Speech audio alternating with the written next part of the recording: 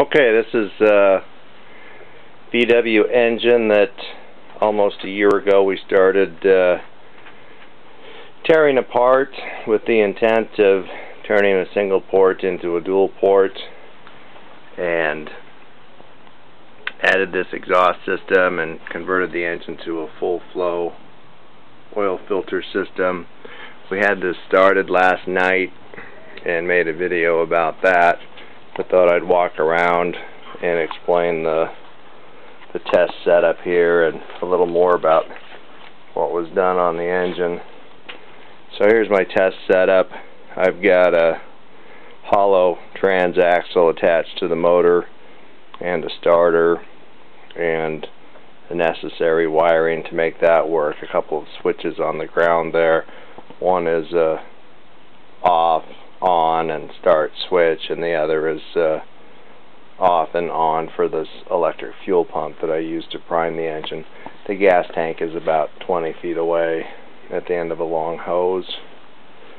And also part of the test setup here, I've got the spin-on oil filter hanging on this wooden stool, and then there's a mechanical gauge plumbed to that so we can see when we get oil pressure. What I found yesterday was we were not getting oil pressure just by cranking the engine. That was kind of a disappointment. We also had some problems yesterday with this carburetor. There were some kind of an animal nest in the fuel inlet pipe there, so absolutely no fuel was getting in this carburetor yesterday. So we fixed that. And today I see the accelerator pumps on these carburetors may be starting to work again. I looked at rebuild kits last night and they're pretty expensive, so if I can avoid that, so much the better.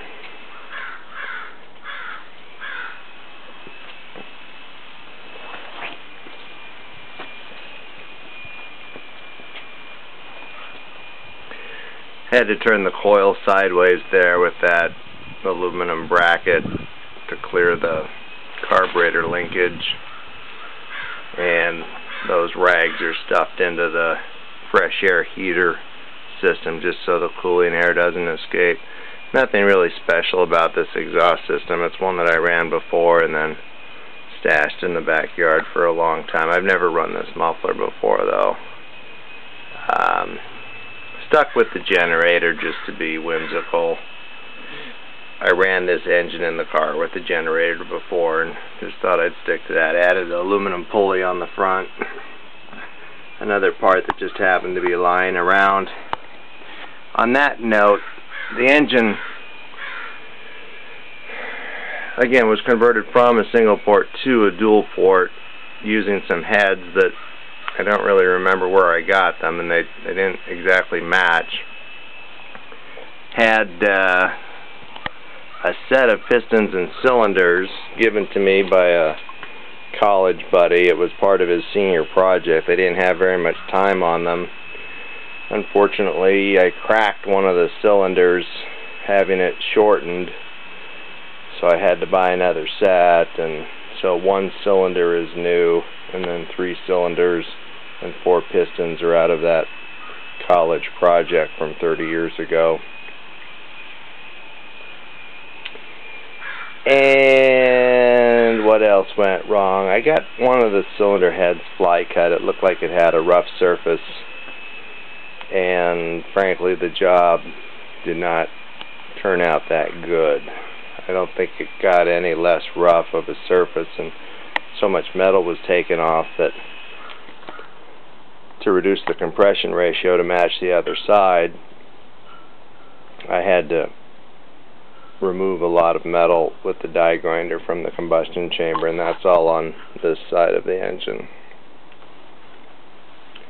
So, also replaced the rod bearings. I did not split the case, but replaced the rod bearings and did the best job I could to match the compression ratio in every cylinder to be the same, and also balance the pistons and rods. They're all within about a half a gram of each other, as I remember. So it should start up. I don't want to jinx myself, but I think it'll start, and we'll let it run for a while.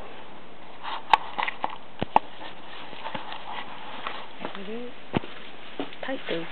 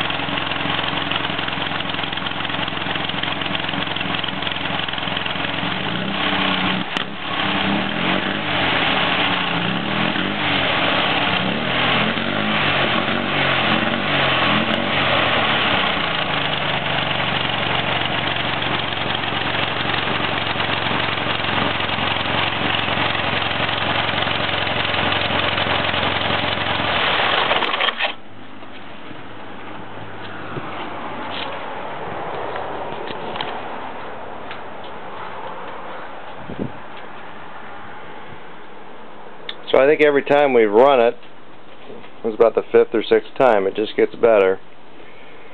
Carburetors seem to be coming back to life again. I bought these like, I don't know, 10 years ago and just stashed them and haven't rebuilt or disassembled them in that time.